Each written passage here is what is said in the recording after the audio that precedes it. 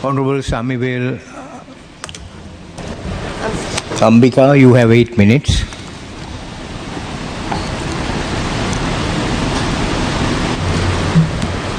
கௌரவ சபாநாயகர் அவர்களிடம் இந்த அனுமதி. மலையகத்தின் பதுளை மாவட்டத்திலிருந்து வந்த முதல் மலையக தமிழ் பாராளுமன்ற உறுப்பினர் பெண்மணி என்ற ரீதியிலே நான் மிகவும் சந்தோஷம் அடைவதோடு என்னை அனுப்பின பதுளை மாவட்டத்தை சேர்ந்த அனைத்து மக்களின் ஆதரவையும் அதே போல முழு நாட்டினதும் அன்பையும் ஆதரவையும் பெற்றவள் என்ற ரீதியிலும் இந்த இடத்திலே இந்த பாராளுமன்றத்திலே என்னை அனுப்பின என்னுடைய சமூகத்திற்கும் நன்றியை தெரிவித்துக் கொள்வதோடு இதற்கு காரணமாக இருந்த தேசிய மக்கள் சக்திக்கு என்னுடைய முதுக்க நன்றிகள். காரணம், தேசிய மக்கள் சக்தியானது இந்த பாராளுமன்ற தேர்தலிலே முழு நாட்டினதும் மக்களுடைய ஆதரவை பெற்றதற்கு காரணம் அந்த மக்களுடைய சமூகத்தில் இருக்கிற மக்களுடைய உண்மையான பிரதிநிதிகளை தெரிவு செய்ததின் விளைவுதான். பிரதிநிதிகளின் தெரிவில் தான் தேசிய மக்கள் சக்தியினுடைய வெற்றிக்கு மிக முக்கியமான காரணம் என்று சொல்லலாம். வடக்கையும் கிழக்கையும் தெற்கு மேற்கு எல்லா இடங்களிலும் எல்லா மக்களையும் சுதந்திரித்துக் கொள்வதற்கு சிறந்த தேர்வு மலையக மக்களை எடுத்துக்கொண்டால் மலையக மக்களுடைய மலையகத்தின் பிரச்சனைகளை அறிந்த மலையகத்தின் பிரதிநிதிகளை தேசிய மக்கள் தெரிவு செய்தது. அதே போல அங்கவினர்கள் எடுத்துக்கொண்டால் அங்கவினர்களுடைய கருத்துக்களை தெரிவிப்பதற்காக அங்கவினரில் ஒருத்தரை தெரிவு செய்தது. அப்படி ஒவ்வொரு சமூகத்திலும் அந்தந்த சமூகத்தை பிரதிநிதித்துவப்படுத்துகிற உண்மையான பிரதிநிதிகளை தெரிவு செய்ததின் விளைவு தேசிய மக்கள் சக்தியினுடைய வெற்றிக்கு அடித்தளம் இட்டது என்று சொல்லலாம்.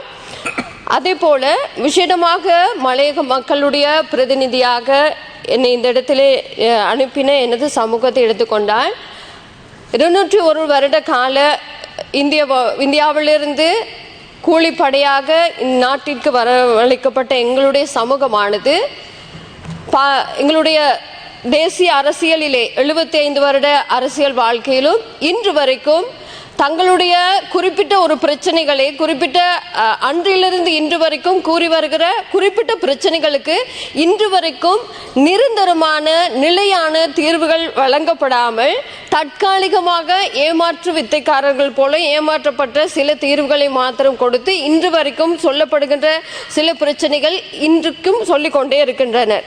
அதற்கு தீர்வாக தான் மலையக மக்களுடைய பிரதிநிதியாக மலையக மக்களுடைய வேதனைகளையும் கஷ்டங்களையும் அறிந்தவள் என்ற ரீதியிலே அந்த மக்களுக்காக குரல் கொடுக்க வேண்டும், அவர்களுக்கு ஒரு விழிப்பை ஏற்படுத்தி அந்த மக்களை வாழ்வாதாரத்திற்கு ஒரு மாற்றத்தை உண்டு பண்ண வேண்டும் என்ற நோக்குடன் தேசிய மக்கள் சக்தியானது என்னை இந்த இடத்திற்கு வரவழைத்திருக்கிறது. விசேடமாக சொல்லுவோம் என்று சொன்னால் மலையக மக்களுடைய பிரச்சனைகளை தேசிய மக்கள் சக்தியானது தங்களுடைய ஆட்சிக்கு வருவதற்கு முன்பதாகவே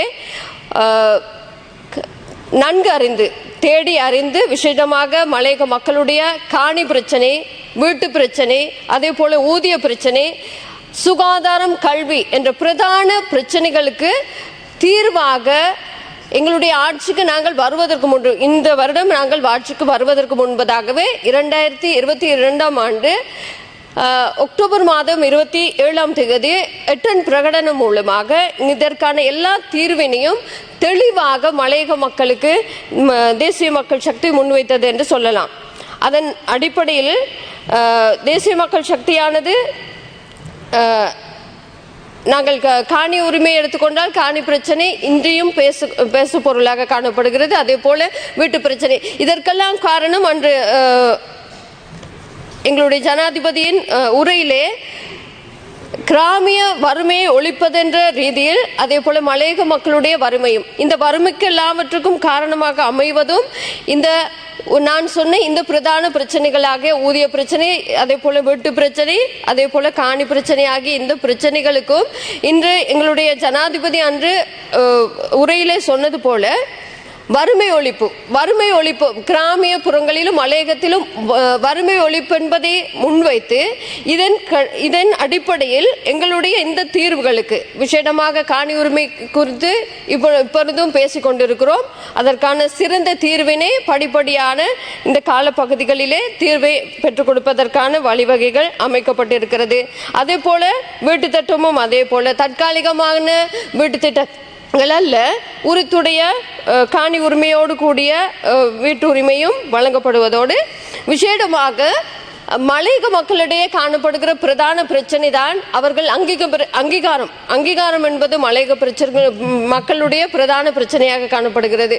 அவர்கள் மலையக தமிழர்கள் என்ற அடையாளத்தோடு அவர்களும் இலங்கையர் என்ற ரீதியிலே இவ்வளவு காலமாக தோட்டப்புறத்தவர்கள்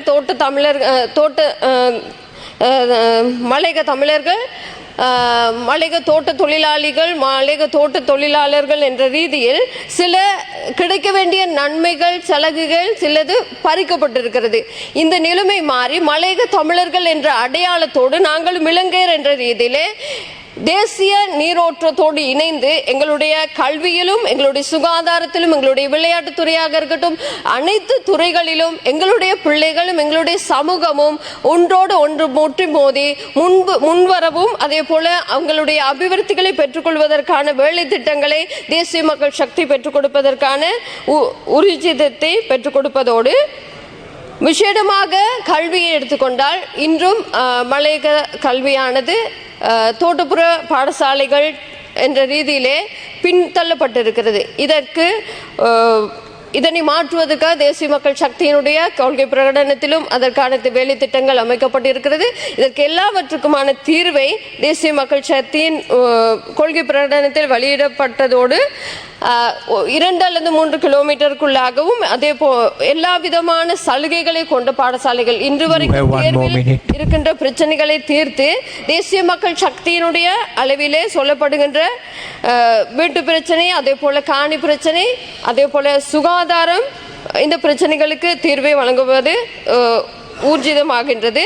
அதுபோல விசேஷமாக இக்காலகட்டத்திலே மலையக பகுதியிலே காணப்படுகிற மண் சரிவு அபாயத்தினாலே பாதிக்கப்பட்டு நாங்கள் சொல்ல போனால் எங்களுடைய பதுளை டிஸ்ட்ரிக்ட் எடுத்துக்கொண்டாலும் பதுளை மாவட்டத்திலே மண் சரிவினாலே பாதிக்கப்பட்ட 2 வருடத்துக்கு அண்மித்த காலப்பகுதி வரைக்கும் மண் சரிவினால் பாதிக்கப்பட்டிருக்கிற ஜனங்களுக்கு இன்று வரைக்கும் வீடுகள் கட்டிக் கொடுக்கப்படாமல் இருந்த போதும் எங்களுடைய ஆட்சி வந்ததுக்கு பிறகு தேசிய மக்களுடைய ஆட்சி வந்ததுக்கு பிறகு அதன் வேலை திட்டங்களை நாங்கள் துரிதப்படுத்தியிருக்கிறதை நாங்கள் காணலாம்.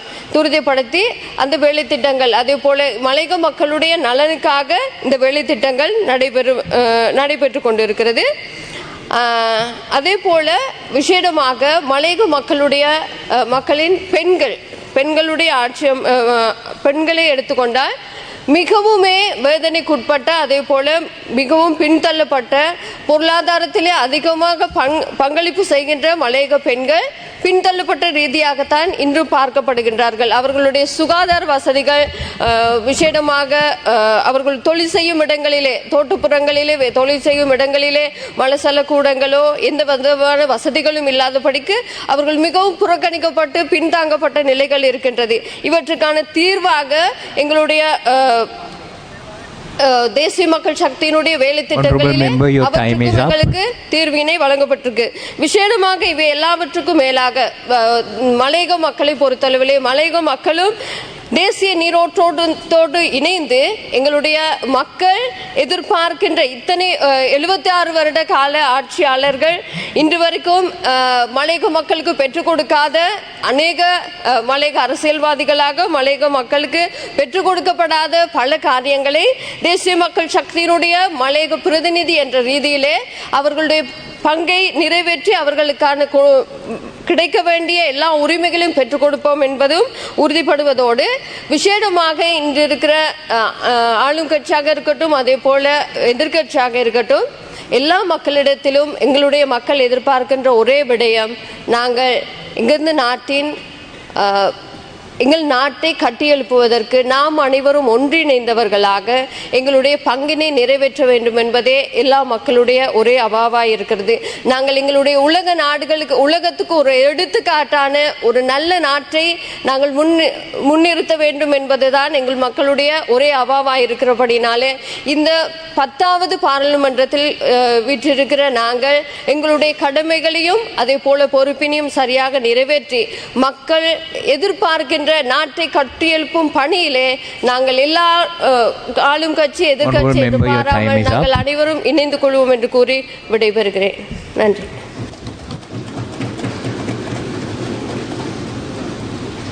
Honorable Rohini Kaviratne, you